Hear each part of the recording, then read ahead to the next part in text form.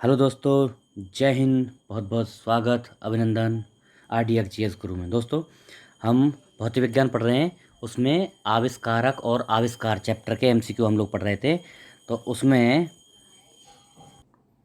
हमने 38 क्वेश्चन पढ़ लिए थे।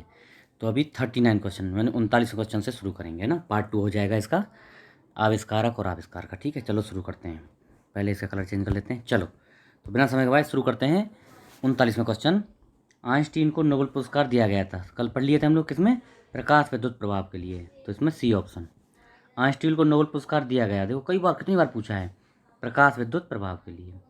आइंस्टीन को निम्न में से किसके सिद्धांत के लिए नोबेल पुरस्कार दिया गया था? किसके लिए? प्रकाश विद्युत सिद्धांत के लिए, बी। आइंस्टीन का E=mc² समीकरण में सी क्या है? प्रकाश का गति, प्रकाश का वेग या प्रकाश की गति। C= प्रकाश की गति, बी ऑप्शन हो जाए। देखो, आइंस्टीन ने प्रदर्शित किया कि द्रव्यमान ऊर्जा के समतुल्य होता है, चाहे वह किसी भी रूप में क्यों ना हो। आइंस्टीन के सूत्र E=mc² में E तो क्या होती है? ऊर्जा होती है, M होता है द्रव्यमान, और C प्रकाश की गति या प्रकाश का वेग। ठीक है। अल्बर्ट आइंस्टीन कौन सा वाद्य यंत्र बजाते थे? तो देखो, एक तो गिटार बजाते थे, वायलिन और क्या बजाते थे? हाँ, वायलिन बजाते थे। आइंस्टीन पियानो और वायलिन दोनों बजाते थे। पियानो ऑप्शन में नहीं है ना इसमें। अल्बर्ट आइंस्टीन पियानो और वायलिन बजाते थे। ठीक। निम्नलिखित में से चतुर्थ आयाम का परिचय दिया किसने? आइंस्टीन ने दिया। आइंस्टीन ने किसी भी भौतिक परिघटना या घटना को संदर्भित करने के लिए XYZ निर्देशांकों के साथ टाइम यानी समय को ही एक आयाम मानकर चतुर्थ आयाम को भी आवश्यक बताया। मतलब एक आयाम माना समय को, सैद्धांतिक रूप से इसे सिद्ध करके भी उन्होंने दिखाया है ना, आइंस्टीन साहब ने। निम्नलिखित घटनाओं पर विचार कीजिए।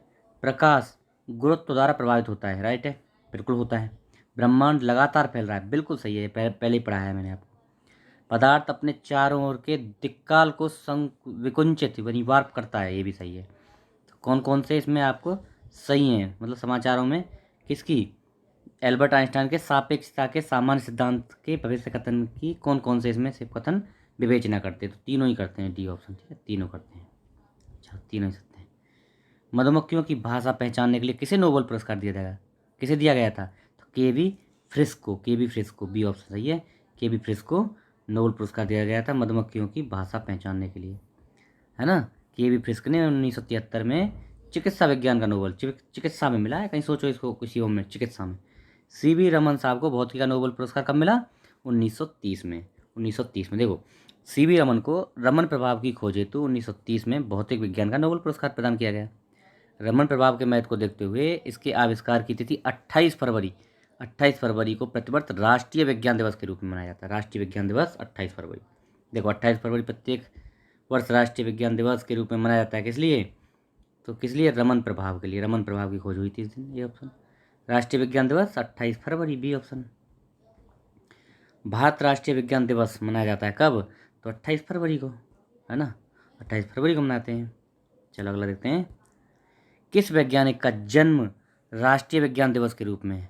जन्म नहीं है, यही तो गलत है, ये अब गलत ही था। CV रमन वैसे इसमें इसके हिसाब से मारो तो ये मार दो, लेकिन ये भी गलत है। क्यों? क्योंकि CV रमन साहब का जन्म हुआ है 7 नवंबर 1888 को, और उनका जो है राष्ट्रीय विज्ञान दिवस जो मनाते हैं हम, 28 फरवरी को मनाया जाता है। इस दिन CV रमन साहब ने रमन प्रभाव की खोज की थी 28 फरवरी को, इसलिए मनाते हैं। इसलिए कोई भी गलत सही नहीं है इसमें। ऑप्शन मारना है तो सी पे मार सकते हैं, रमन साहब से मिलता है।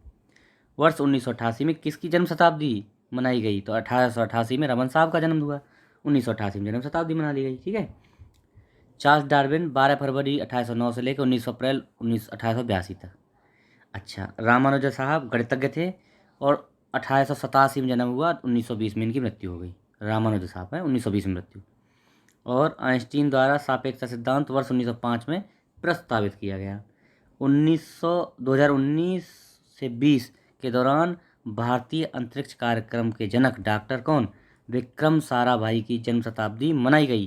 ध्यातव्य है कि विक्रम साराभाई का जन्म 12 अगस्त 1919 को हुआ था। तो शताब्दी कब? 2019 में। विक्रम साराभाई अंतरिक्ष कार्यक्रम के जनक, इंपॉर्टेंट है, अंतरिक्ष कार्यक्रम के जनक कौन? अच्छा देखो, आई गया क्वेश्चन। निम्न में से किन्हें भारत के अंतरिक्ष कार्यक्रम का जनक माना जाता है? किसको? विक्रम भारत साराभाई साहब को। विक्रम साराभाई साहब अंतरिक्ष कार्यक्रम के जनक। हाल ही में बना the man who knew infinity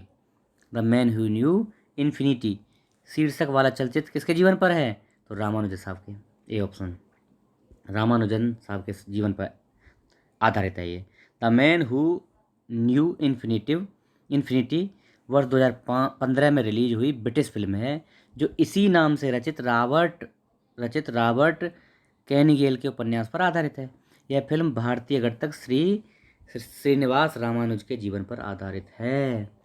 वैज्ञानिकों में से किसने नवीन सापेक्षता सिद्धांत, इंपॉर्टेंट है, जेबी नार्लिकर, जेबी इंपॉर्टेंट है, नवीन सापेक्षता सिद्धांत जेबी नार्लिकर ने, देखो जेबी नार्लिकर ने नवीन सापेक्षता सिद्धांत का प्रतिपादन किया। उन्होंने वरिष्ठ वैज्ञानिक डॉक्टर फ्रेड होयले के साथ मिलकर आइंस्टीन के सापेक्षता सिद्धांत में संशोधन कर यह सिद्धांत प्रतिपादन किया। मतलब आइंस्टीन का सापेक्षता सिद्धांत था, उसको इन्होंने जो है फ्रेड होयले और किसने, जेबी नार्लिकर साहब ने, इन दोनों ने मिलकर डॉक्टर फ्रेड होयले और जेबी नार्लिकर साहब ने, दोनों ने इसमें संशोधन कर दिया, किसमें, सापेक्षता सिद्धांत में, आइंस्टीन वाले में, और नया सापेक्षता सिद्धांत दे दिया। ठीक है, इंपॉर्टेंट है क्वेश्चन। भारत में परमाणु ऊर्जा का जनक, अब इंपॉर्टेंट है, कौन? होमी जे बाबा। विक्रम साराभाई अंतरिक्ष कार्यक्रम के जनक और होमी जे बाबा परमाणु कार्यक्रम के जनक, इंपॉर्टेंट है, दोनों को याद रखना। होमी जहांगीर बाबा भारतीय नाभिकीय भौतिक शास्त्री थे। उन्होंने भारत के परमाणु ऊर्जा कार्यक्रम के विकास में महत्वपूर्ण योगदान दिया। इन्हें भारत में परमाणु ऊर्जा कार्यक्रम का जनक माना जाता है, फादर और न्यूक्लियर एनर्जी। होमी भाभा पुरस्कार किस क्षेत्र में दिया जाता है? तो नाभिकीय ऊर्जा में दिया जाएगा भाई, जिससे संबंधित है उसमें दिया जाएगा ना। होमी जहांगीर बाबा भारत के परमाणु ऊर्जा कार्यक्रम के जनक थे। इनकी स्मृति में नाभिकीय ऊर्जा के क्षेत्र में विशेष योगदान देने वाले वैज्ञानिकों को होमी भाभा पुरस्कार प्रदान किया जाता है। स्टीफन हॉकिंग्स एक पियानो वादक हैं, वैज्ञानिक हैं, गिटार वादक हैं, अमेरिकी राजनीतिज्ञ हैं, तो क्या हैं? वैज्ञानिक हैं। देखो, स्टीफन विलियम हॉकिंग्स एक प्रसिद्ध ब्रिटानी भौतिकवादी थे, भौतिक शास्त्री थे। मोटर न्यूरॉन बीमारी से पीड़ित होने के बावजूद उन्होंने ब्रह्मांड विज्ञान, कॉस्मोलॉजी के क्षेत्र में अभूतपूर्व योगदान दिए जाने के लिए जाना जाता है। 14 मार्च 2018 को उनका देहांत हो गया। कब? 18 में, 14 मार्च 2018 को उनका देहांत हो गया, मर गए वो। वैज्ञानिकों में से किसने भौतिक विज्ञान और जीव विज्ञान दोनों विषयों में अनुसंधान किया है? तो किसने किया है? यह है जगदीश चंद्र बोस साहब ने। देखो, जगदीश चंद्र बोस भारत के प्रख्यात भौतिकविद, जीव एवं वनस्पति विज्ञानी थे। जीव विज्ञान में, वनस्पति विज्ञान में, भौतिक विज्ञान तीनों में इन्होंने रेडियो एवं माइक्रोवेव सिग्नलों के विषय में अनुसंधान के साथ वनस्पति विज्ञान के क्षेत्र में भी महत्वपूर्ण योगदान दिया। उन्होंने विभिन्न उद्दीपनों के विरुद्ध पौधों की प्रतिक्रिया, जो उद्दीपन होते हैं उनके विरुद्ध पौधों की क्या प्रतिक्रिया होती है, उसे मापने के लिए कैस्कोग्राफ नामक यंत्र का आविष्कार किया। कैस्कोग्राफ है ना, इंपॉर्टेंट है। सूची 1 को सूची 2 से मिलाना है। देखो, डॉक्टर राजा रमन्ना किससे संबंधित हैं? भौतिकी नाभिकीय थे, ऊष्मा एवं खगोल से। देखो, सबसे पहले स्वामीनाथन ले तो कृषि विज्ञान से, स्वामीनाथन कृषि विज्ञान 5 हो गया, दूसरे में 5, तो पहले में 2 आ जाएगा, है ना, पहले में 2 ले लो, तो नाभिकीय भौतिकी। राजा रमन्ना साहब नाभिकीय भौतिकी, स्वामीनाथन कृषि विज्ञान हो गया, यू आर राव हो गए अंतरिक्ष अनुसंधान, और मेघनाथ शाह वनस्पति,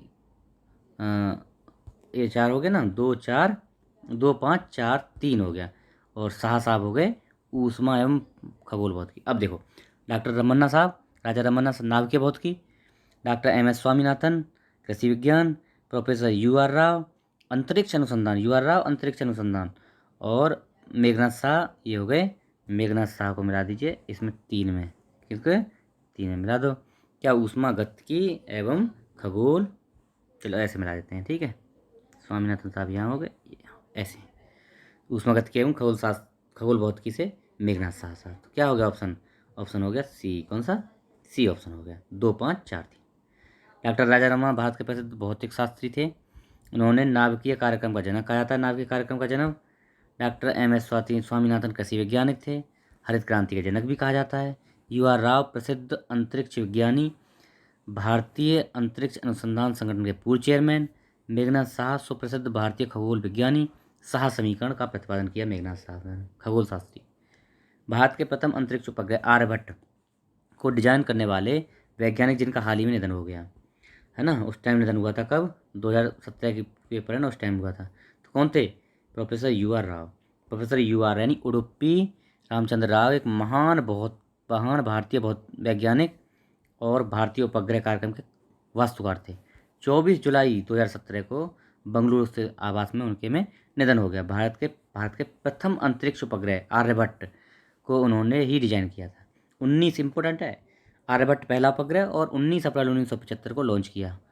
इसरो के पूर्व अध्यक्ष रहे और 1976 में पद्म विभूषण मिला। 2017 में पद्म विभूषण से सम्मानित हुए। पद्म भूषण मिला था 76 में, पद्म विभूषण 17 में। अमेरिका के satellite of hall of fame, important है यू आर राव साहब, satellite of hall of fame में शामिल होने वाले पहले अंतरिक्ष विज्ञानी, पहले भारतीय अंतरिक्ष विज्ञानी थे। ठीक है, पहले अंतरिक्ष विज्ञानी भैया, पहले अंतरिक्ष विज्ञानी, भारत नहीं कोई भी, पहले अंतरिक्ष विज्ञानी सैटेलाइट हॉल ऑफ फेम में है ना, यू आर राव साहब ना। हाँ, अगला, भारत के अणु बम के विकास में कौन संबंधित है? तो इसमें राजा रमन्ना साहब। अणु बम में देखो, भौतिक विज्ञानी डॉक्टर राजा रमन्ना 1974 में भारत के प्रथम परमाणु परीक्षण के मुख्य सूत्रधार, परमाणु परीक्षण जो हुआ था 1974 में स्माइलिंग बुद्धा, उसके प्रमुख सूत्रधार, विखंडन भौतिकी के विकास से संबंधित थे। भाभा एटॉमिक रिसर्च सेंटर यानी BARC बार्क के निदेशक एवं परमाणु ऊर्जा विभाग के अध्यक्ष भी थे। 24 सितंबर 2004 को इनका निधन हो गया। मुंबई में है ना, ये भी मुंबई में। निम्नलिखित में से कौन नोबेल पुरस्कार विजेता नहीं है? तो जगदीश चंद्र बोस, डी ऑप्शन। हरगोविंद खुराना 1968 में चिकित्सा के क्षेत्र में मिल गया उनको। CV रमन साहब को 1930 में भौतिकी के क्षेत्र में मिला, रमन प्रभाव के लिए। सुब्रमण्यम चंद्रशेखर साहब को 1983 में भौतिक के क्षेत्र में नोबेल पुरस्कार मिल गया। जगदीश चंद्र बोस को आज तक नोबेल पुरस्कार नहीं मिला है ना, डी ऑप्शन हो जाएगा। प्रसिद्ध भारतीय भौतिज्ञ डॉक्टर CV रमन को किस कार्य पर नोबेल पुरस्कार दिया था? कब मिला था उनको? उनके कार्य पर नोबेल पुरस्कार 1930 में मिला था। रमन प्रभाव के लिए 64 हो गया, रमन प्रभाव के लिए। हरगोविंद खुराना को किस आविष्कार के लिए सम्मानित किया? हरगोविंद खुराना तो प्रोटीन के संश्लेषण के लिए, इंपॉर्टेंट है हरगोविंद खुराना साहब हैं।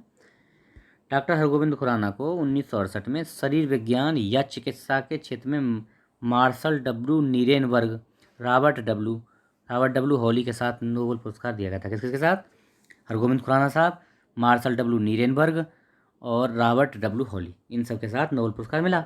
इनके द्वारा किए गए अनुसंधान से यह पता लगाने में मदद मिली कि कोशिका आनुवंशिक कोड को ले जाने वाले न्यूक्लिक अम्ल में उपस्थित न्यूक्लियोटाइड्स किस प्रकार कोशिका के प्रोटीन संश्लेषण को नियंत्रित करते हैं। मतलब आनुवंशिक कोड न्यूक्लिक अम्ल में क्या होता है? न्यूक्लियोटाइड्स होते हैं, न्यूक्लिक अम्ल न्यूक्लियोटाइड्स होते हैं, और ये जो है प्रोटीन संश्लेषण को नियंत्रित करते हैं। ठीक है, ये बताया था। प्रयोगशाला में सर्वप्रथम DNA का संश्लेषण खुराना साहब ने, किसने? खुराना साहब से सबसे पहले, बी ऑप्शन सही है। ऊष्मीय आयनन सिद्धांत किसने दिया था? MN शाह साहब ने। ऊष्मीय आयनन सिद्धांत देखो, MN शाह का महत्वपूर्ण योगदान है कि ऊष्मीय आयनन सिद्धांत प्रतिपादित किया। HJ भाभा को अंतरिक्ष किरणों की बौछार का सिद्धांत एवं भारत में परमाणु ऊर्जा के जनक के रूप में जाना जाता है। CV रमन प्रकाश के प्रकीर्णन से संबंधित रमन प्रभाव, क्रिस्टल की संरचना पर अध्ययन करके एवं रमन खोज के लिए जाना जाता है। JC बोस बेतार संदेश, पौधों में चेतना की खोज, कैस्कोग्राफ आविष्कार के लिए जाना जाता है। किसको? बोस साहब को। तो इन सब के लिए ये जाने जाते हैं। आधुनिक रसायन शास्त्र का जनक किसे कहा जाता है? तो लेवोजियर, इंपॉर्टेंट है, आधुनिक रसायन शास्त्र लेवोजियर। एंटोनी लेवोजियर को आधुनिक रसायन शास्त्र का जनक कहा जाता है। तो दोस्तों, ये हमारा लेक्चर आज संपन्न, और हमारा आविष्कारक और आविष्कार चैप्टर भी संपन्न। अब एक चैप्टर रह जाएगा आपका विविध को कंप्लीट करते ही भौतिक विज्ञान आपका कंप्लीट। अगर आप चैनल पर नए हैं तो इसको सब्सक्राइब कर लीजिए, लोगों को बताइए, शेयर करिए। ओके, आप लोग थोड़ा सा हेल्प करिए मेरी चैनल को बढ़ाने में। मैं आपको बढ़िया से बढ़िया कंटेंट देता ही रहूँगा, और अच्छा, एक से एक टॉप चीज़। और अभी देखो, UP PAT का एग्ज़ाम, मतलब उसका फॉर्म भर लो, आप तैयारी कर लो, भर लो, और बताना। इस पर मैं जो है कुछ दिन में कुछ नया इनिशिएटिव लेने जा रहा हूँ, उसके रिगार्डिंग मैं पूरी तैयारी आपकी कराऊंगा, बढ़िया से तैयारी कराऊंगा। ठीक है, बढ़िया परसेंटाइल बनेगा। ओके, जय Hind, thank you so much.